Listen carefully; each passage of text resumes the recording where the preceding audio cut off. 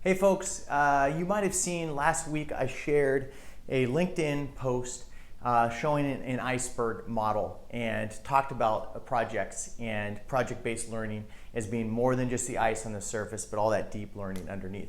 And I want to use that same kind of iceberg model to chat a little bit about this approach of sink or swim. And the big question is how to support teachers who are new to project-based learning. And before I share the model, I want to share a story of a conversation I had recently with an incredibly innovative project-based learning leader who was working with the school and had over 20 teachers attending because they really wanted to know, how do I run projects with students? And as they're sharing, they're getting really innovative ideas. They're thinking how they can collaborate with each other, how they can collaborate with people outside of school, how they can get experts involved, have some space kind of missions and get a NASA astronaut. I mean, they were really going at it. And then the question that was posed by this very innovative PBL practitioner, the principal was on that same call. And she asked the principal, what time are you going to give your teachers to plan these projects? The proverbial mic dropped. His face goes flush, and he was clearly flustered. He wasn't prepared to really give the kind of support that was necessary to make these projects fly. And I'm using that story as a great illustration of what a lot of us assume as leaders. We assume because we have the enthusiasm maybe and the energy that project-based learning is going to fly. But I'll tell you what, your teachers will probably be burnt out before the year ends because they don't have the structures in place to actually support them in developing these transformative experiences. So rather than having the proverbial mic drop at the wrong time, this is a great opportunity for a leader to step up and say, you know what, I do believe in this. This is not just a passing initiative that's going to happen once every year. We're committed to this, and we're committed to making it happen. And so I'm going to share what you can do as a leader to start drawing in the iceberg that's going to support these teachers, so that when you have your teachers standing here, that ice doesn't melt, but it's supported by a really solid foundation. And I'm going to share three things, the top three things I think that you can do as a leader to support your teachers. First, and I think the question that was alluded to in the webinar kind of gave it away, the first thing you want to do to help support your teachers is look at co-planning time. Now, this is not just one 30-minute period every 3 weeks, okay? This has got to be consistent co-planning time.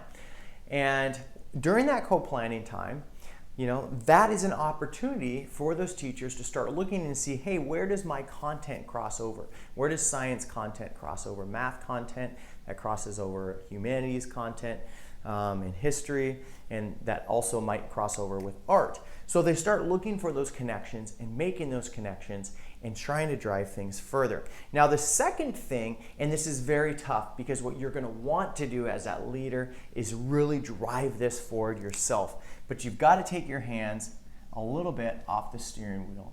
The second thing you want to do is give teachers autonomy. Okay? By autonomy, it means you're really taking your hands off, you're giving them some freedom in terms of what they develop, okay?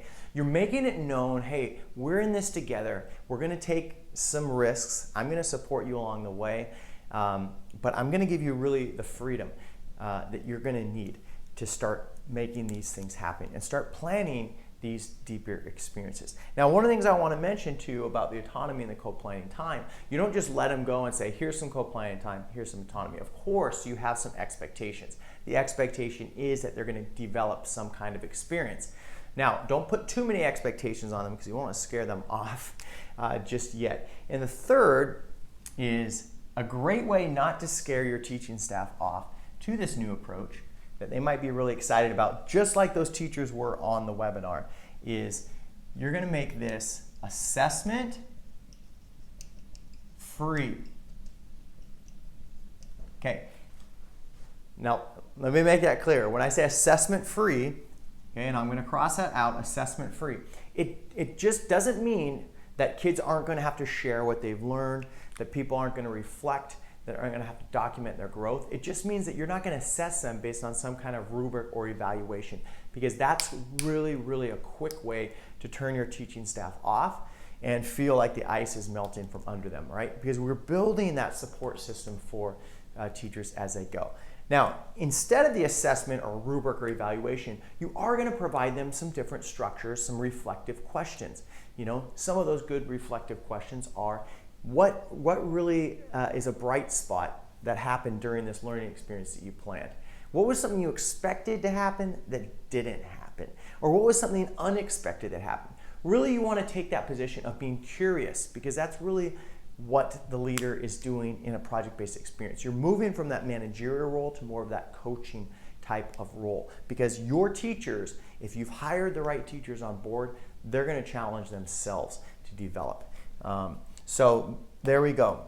This is how you form the nice solid iceberg so that your teachers aren't melting on the ice with no support, but they have the support of co-planning time, autonomy, and assessment-free, more of a reflective type of process for them to guide their learning experiences. I hope you enjoyed this. If you did enjoy it, could you just do me a favor and just hit like? That would really help to get this in the hands of a lot more leaders. We know how LinkedIn works. The minute people start liking it, the more people see the video.